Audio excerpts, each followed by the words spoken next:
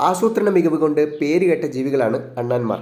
പല നാടോടി കഥകളിലും കാട്ടിലെ മറ്റ് ജീവികൾ അണ്ണാന്റെ വീട്ടിൽ ക്ഷാമകാലത്ത് ഭക്ഷണത്തിന് പോയതായി നമുക്ക് കാണാം. കാരണം അണ്ണാൻ പഴവിത്തുകൾ ക്ഷാമകാലത്തേക്ക് സൂക്ഷിച്ചു വെക്കുന്നു എന്നതാണല്ലോ.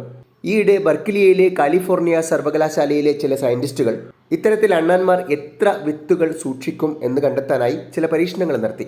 പലതരത്തിലുള്ള നട്ട്സ് ഇവർക്ക് വ്യത്യസ്ത രീതിയിൽ നൽകി. അതെല്ലാം പോയി പല സ്ഥലങ്ങളിൽ അവർ കുഴിച്ചിട്ടു. രണ്ട് കാര്യങ്ങളാണ് സയന്റിസ്റ്റുകൾ കണ്ടെത്തിയത്. ഒന്ന്, കുഴിച്ചിട്ട വിത്തുകളെല്ലാം ചങ്കിങ് എന്ന രീതിയിൽ അവർ ഓർമ്മിച്ചെടുക്കുന്നുണ്ട്. അതായത് നമ്മൾ ഷോർട്ട് കട്ടിന് ചങ്കിങ് ഉപയോഗിക്കാറുണ്ടല്ലോ. മൊബൈൽ നമ്പർ ഓർത്തു വെക്കാനും പരീക്ഷയുടെ ചില ഉത്തരങ്ങൾ ഓർത്തു വെക്കാനും. എന്തിനേറെ പറയുന്നു, ഇപ്പൊ ഇംഗ്ലീഷ് പഠിക്കാൻ പുതിയ ട്രെൻഡ് ഇത്തരം ചങ്കിങ് ഷോർട്ട് കട്ടുകളാണല്ലോ.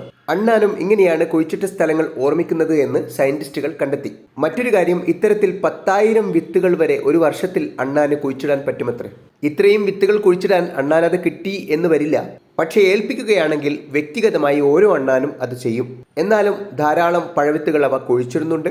മറന്നു പോകുന്നവയോ അല്ലെങ്കിൽ മതിയായവയോ ഭൂമിയിൽ സസ്യങ്ങളായി മുളച്ചു പൊങ്ങുന്നുമുണ്ട്.